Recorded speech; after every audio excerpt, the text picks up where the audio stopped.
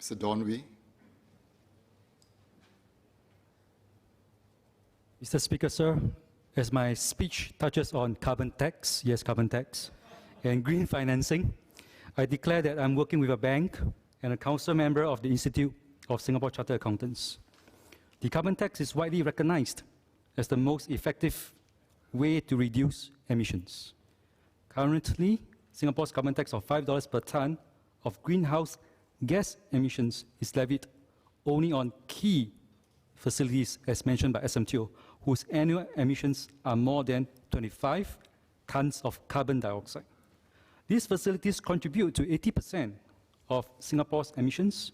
The government aims to raise the tax to between $10 and $15 by 2030, subject to a review in 2023. In comparison, the UN's Intergovernmental Panel for Climate Change recommends at least US $135. So we are looking at a huge gap here. Proposing an increase in carbon tax during this challenging period seems counterintuitive. On the other hand, we know that however difficult it is, we must still look beyond our immediate future to plan for decades ahead. Many of the changes we need to make to combat climate change have to begin now. I'm hopeful that we will emerge from the COVID crisis by 2025. Therefore, I suggest that we increase our carbon tax gradually so that we will be able to meet higher targets incrementally based on the following timeline and quantums. Between $30 and $35 by 2030, between $50 and $90 by 2035, and between $75 and $120 by 2040. In addition, I request that these increased taxes be announced with a long period of advance notice. For example, the 2023 review should be the deadline by which 2030 rates are finalized. The same review should also provide an estimate range for 2035 rates. The advance notice is extremely important as it gives businesses time to adapt and plan. The government should also provide the reassurance that each review of the carbon tax be taken into consideration a matrix of socio-economic factors such as projections of GDP impact, cost of living, and employment, to ensure that Singapore maintains its reputation as a responsive, business-friendly hub. The revenue from the carbon tax can be used to expand funding for energy efficiency and green financing schemes. For example, the Energy Efficiency Fund, Resource Efficiency Grant, and Energy Efficiency Grant could also increase the co-funding of efficiency projects beyond the current 50% of meritorious projects.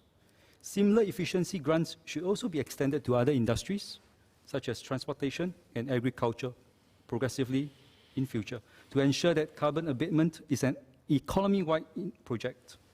Tax exemptions could be granted for startups and joint ventures that specialize in emerging green technologies and services. The government should also incentivize green financing incentives by the banks. Mr. Speaker, sir, in Mandarin. 我国推出的种种环保措施当中，征收碳税是其中最有效和备受关注的。民众虽然支持环保，但也担心碳税对一般消费者和中小企业的影响。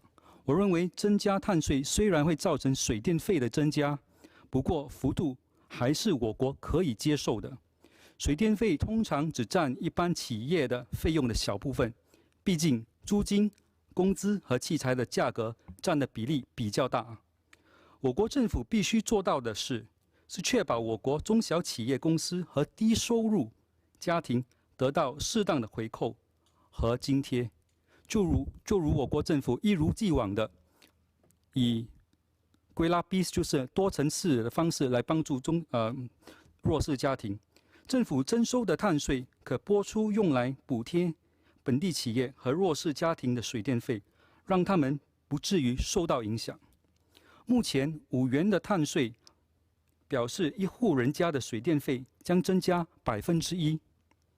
冠病疫情已经给我们的许多家庭造成很大的经济压力，尤其是低收入家庭，他们面临许多挑战，因此我们必须为他们减少这方面的负担。政府已经宣布的水电费回扣措施 USAVE 将实行至今年。我建议政府将水电费回扣措施 USAVE 与碳税增幅挂钩，这样即使碳税增加，水电费回扣的增幅也足够抵消费用的增加。刚才蔡清威议员提议政府提倡绿色金融。去年11月，新加坡金融管理局宣布推出一项支持绿色及可持续发展的贷款资助计划，英文名称是 Green and Sustainability Linked Loan Grant Scheme。该计划已经于今年的1月起生效，这是世界前所未有的计划。